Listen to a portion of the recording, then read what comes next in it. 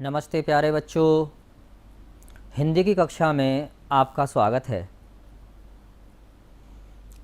आज हम कक्षा 5 की हिंदी की प्रकृति की सीख कविता को सुनेंगे, समझेंगे और पढ़ेंगे।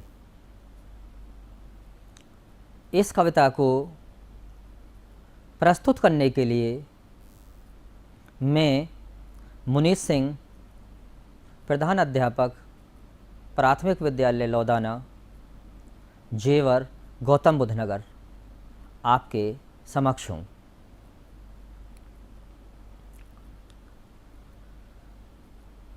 कविता प्रकृति की सीख को सोहनलाल द्विवेदी जी द्वारा लिखा गया है।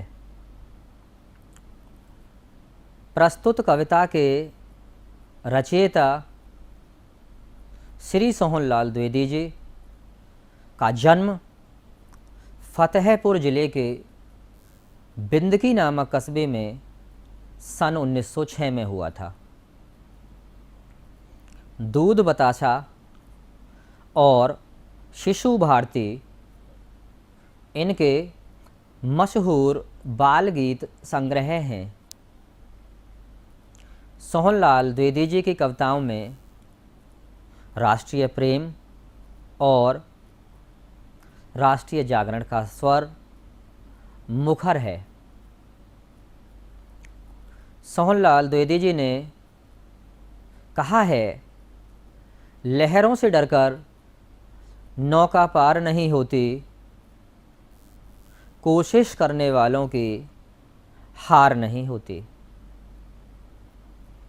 अगर हम लहरों से ही डरते रहेंगे तब कभी भी आप नदी में नौका एक पार से दूसरी पार नहीं ले जा सकते। उसी प्रकार अगर हम जीवन में आने वाली समस्याओं, चुनौतियों से घबराते रहेंगे तब कभी भी हम उन समस्याओं से, चुनौतियों से पार नहीं पा सकते। अगर हम सच्चे मन से कोशिश करते हैं तब निश्चित ही सफलता हमें मिलती है। कोशिश जो लोग करते हैं उन्हें जीवन में कभी हार का सामना नहीं करना पड़ता। सोहनलाल द्विवेदी जी की कविताओं में जितना प्रकृति प्रेम है उतना ही इनकी कविताओं में राष्ट्रीय प्रेम और राष्ट्रीय जागरण का स्वर भी प्रमुखता से है। हम राष्ट्रीय प्रेम पर बात करते हैं। राष्ट्र वहाँ रहने वाले लोगों से, नागरिकों से, वहाँ पाए जाने वाले प्राकृतिक संसाधनों से बनता है। हमें उन मुद्दों को अपने ध्यान में, अपने व्यवहार में प्रमुखता से रखना चाहिए जो समाज हित के मुद्दे हों, राष्ट्र हित के मुद्दे हों। आज अगर हम राष्ट्र प्रेम या राष्ट्रहित की बात करें तब आपसे प्रेम, सामाजिक भाईचारा, सांप्रदायिक सौहार्द, ये सब हमारे बहुत प्रमुखता के आज के मुद्दे हैं। आज हमें देश में नागरिकों में आपस में प्रेम, भाईचारा और मिलकर रहने की आवश्यकता है। एक दूसरे की भावनाओं को, मान्यताओं को, सामाजिक रीति रिवाजों को सम्मान देने की आवश्यकता है। हम राष्ट्रीय प्रेम और राष्ट्रीय जागरण की जब बात करते हैं तब हमें इन सारे गुणों का ध्यान रखना चाहिए। देश हमारा बहुत सारे वर्गों से, धर्मों से, समूहों से मिलकर बना है। हम आपस में सभी के मान्यताओं, सामाजिक रीति रिवाजों, धार्मिक रीति रिवाजों सभी का सम्मान करें और हम भारतीय नागरिक सब आपस में मिलकर देश के आगे बढ़ने में अपना योगदान दें। कविता का सस्वर वाचन। प्रकृति की सीख। पर्वत कहता शीश उठाकर, तुम भी ऊंचे बन जाओ।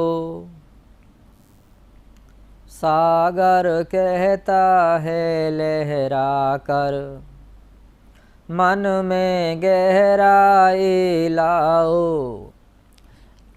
समझ रहे हो क्या कहती है, उठ उठ गिर गिर तरल तरंग। भर लो अपने मन में मीठी मीठी मृदुल उमंग। पृथ्वी कहती धैर्य न छोड़ो, कितना ही हो सिर पर भार। नभ कहता है फैलो इतना, ढक लो तुम सारा संसार। सोहनलाल द्विवेदी जी द्वारा रचित इस कविता का हमने अभी सस्वर वाचन किया। प्रिय बच्चों,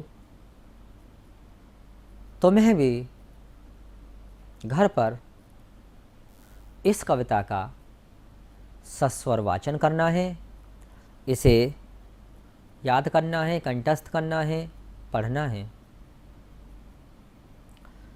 प्रस्तुत कविता में जो हमारा शीर्षक है प्रकृति की सीख। हम प्रकृति पर प्रमुखता से बात करते हैं। प्रकृति को हमें सहेज कर रखना चाहिए, हमें संभाल कर रखना चाहिए, हमें उसका पूर्ण ख्याल रखना चाहिए।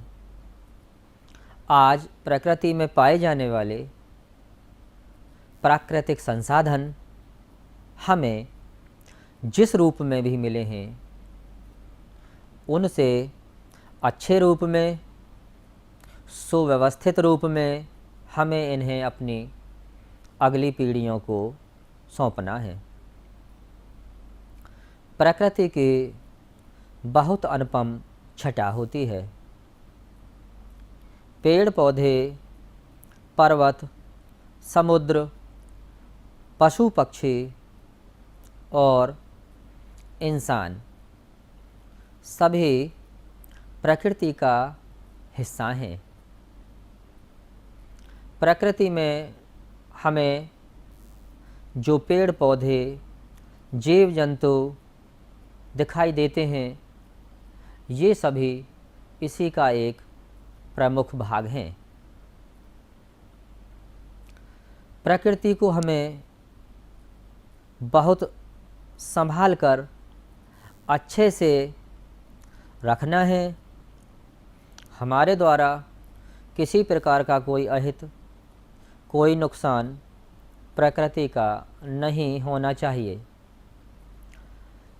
बच्चों, आपने देखा होगा सुबह में जल्दी जगकर बहुत से लोग जो अपनी सेहत, अपने स्वास्थ्य को अच्छा रखना चाहते हैं, सुबह जगकर वो प्रकृति की अनुपम छटा में, मनमोहक छटा में घूमने जाते हैं, पार्क में घूमने जाते हैं।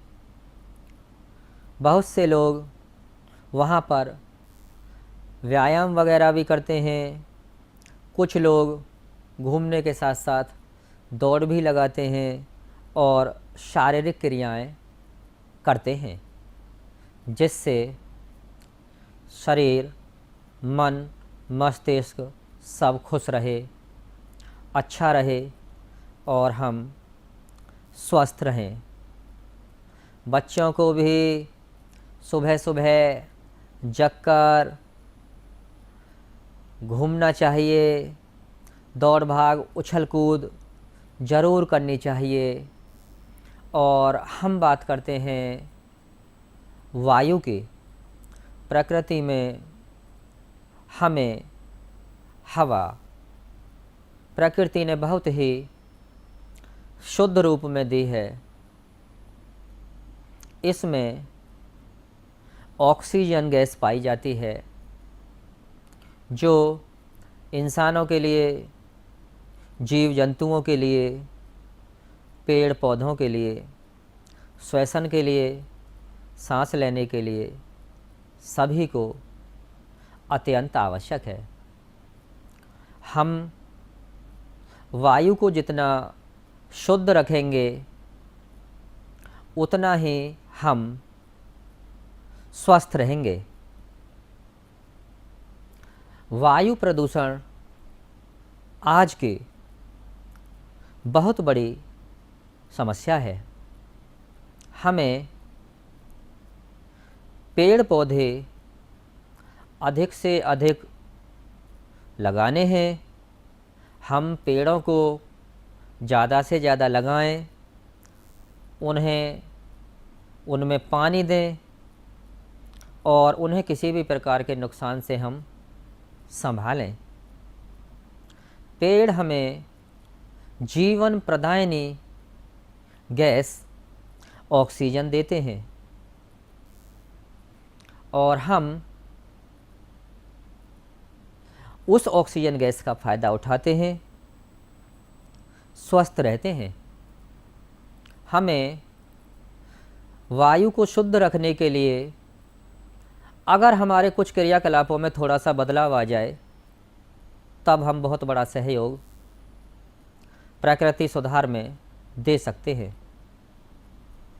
अगर हमें कहीं जाना है और वो दूरी ज़्यादा दूर की नहीं है, तब हमें पैदल जाना चाहिए। अगर पैदल से हमारा काम चल सकता है, और थोड़ी अगर ज़्यादा कोई दूरी है तब हम साइकिल से जा सकते हैं।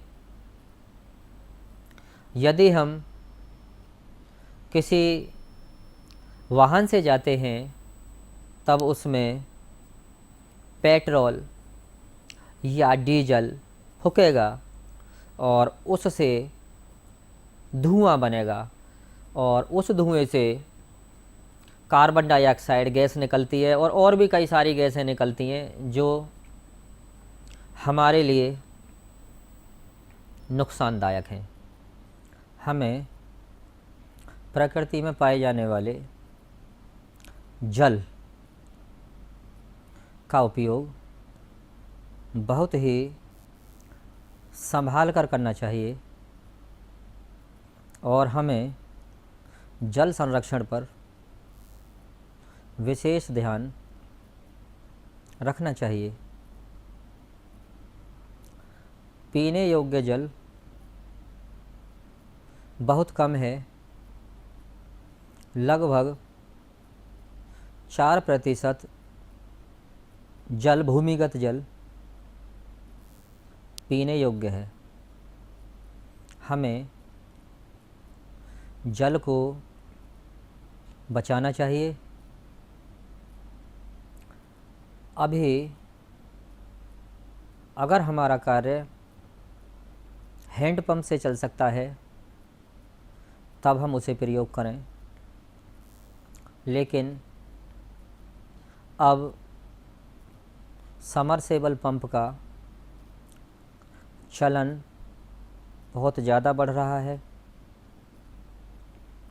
कई बार हमें आवश्यकता भी नहीं होती और समरसेबल पंप चलता रहता है, उससे जल का नुकसान बहुत ज़्यादा होता है। हमें जल के नुकसान को बचाना है।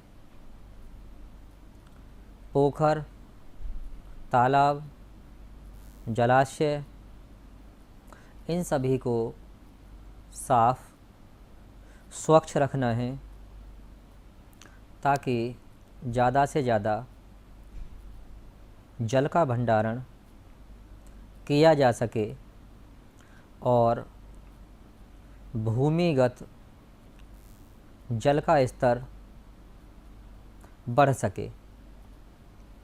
हमें शारीरिक क्रियाएं भी इस तरीके से करनी चाहिए कि उनकी अधिकता ज़्यादा हो और मशीनों पर हमारी निर्भरता कम हो।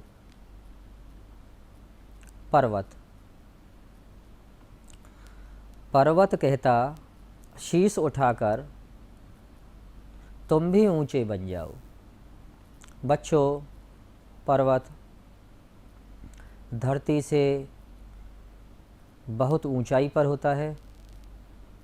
वहाँ बहुत ज़्यादा हरियाली होती है, पेड़ पौधे होते हैं, बड़ा ही मनमोहक दृश्य पहाड़ों पर, पर्वतों पर होता है। पर्वत से हमें सीख लेनी है।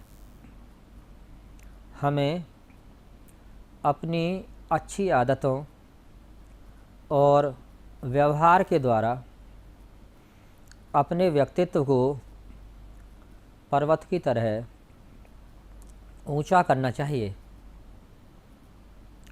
और जीवन में किसी भी रूप में आने वाली समस्याओं का सामना साहस के साथ करना चाहिए।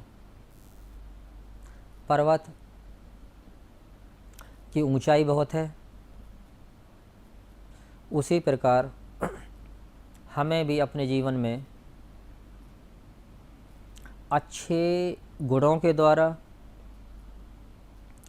अच्छी आदतों के द्वारा अपने व्यक्तित्व को, अपने चरित्र को बहुत ऊंचा करना चाहिए, जिससे समाज के लिए हमारा सहयोग अधिक से अधिक हो। हमें अपने कार्य समाज हित में करने चाहिए। पर्वत ने हमको बहुत अच्छे सीख दी कि हम अपने चरित्र का निर्माण अच्छे से करें और देश के लिए हम अच्छे नागरिक बने और समाज के और देश के उत्थान में हमारा सकारात्मक योगदान हो।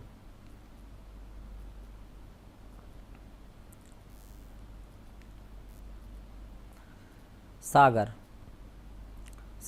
कहता है लहराकर मन में गहराई लाओ। समझ रहे हो क्या कहती है, उठ उठ गिर गिर तरल तरंग। भर लो अपने मन में मीठी मीठी मृदुल उमंग। हमें सागर की तरह शांत स्वभाव से रहना चाहिए। हमें अपने मन को सागर की लहरों की तरह उमंगों से भरा रखना चाहिए। सागर भी हमको एक सीख देता है कि सागर में बहुत ज़्यादा उतार चढ़ाव आते हैं। वहाँ ऊंची ऊंची लहरें आ जाती हैं, ज्वार भाटा आते हैं, लेकिन इन सब के बाद भी सागर अपना साहस नहीं खोता, धैर्य नहीं खोता और कुछ समय के बाद समुद्र में, सागर में फिर शांति आ जाती है। इसी प्रकार यदि हमारे जीवन में किसी प्रकार की कोई समस्या, कोई तनाव, कोई कष्ट आ जाए, हमको हिम्मत नहीं हारनी चाहिए। हमें साहस का, धैर्य का, हिम्मत का परिचय देना चाहिए।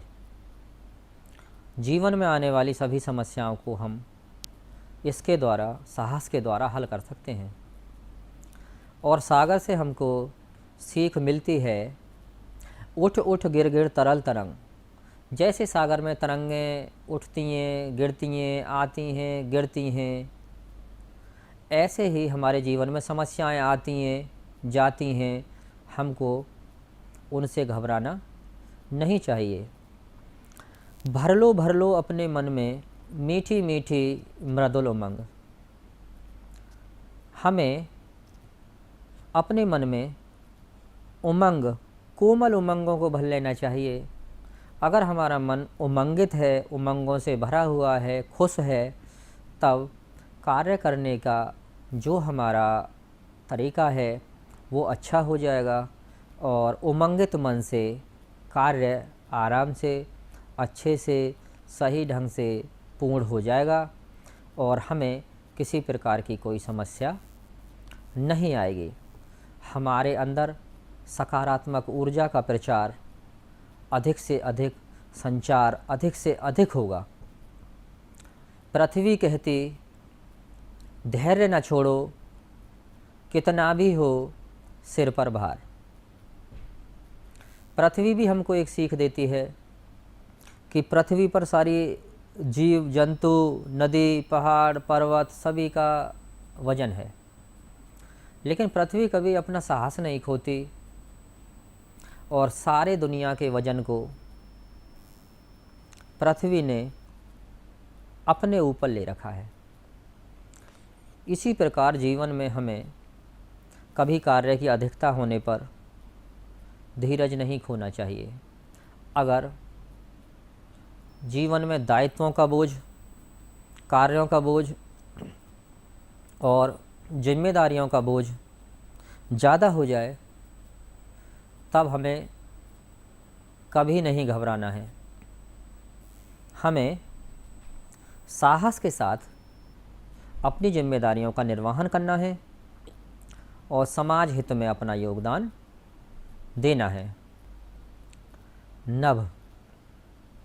नभ कहता है, फैलो इतना, ढक लो तुम सारा संसार।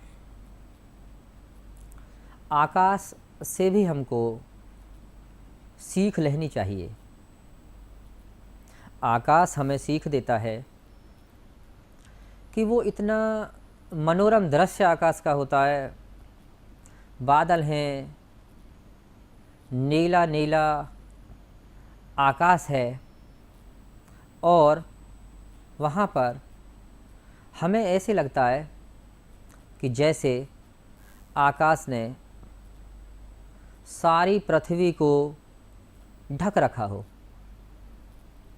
हमें भी अपने कर्तव्यों और दायित्वों का निर्वहन अच्छे से करना चाहिए।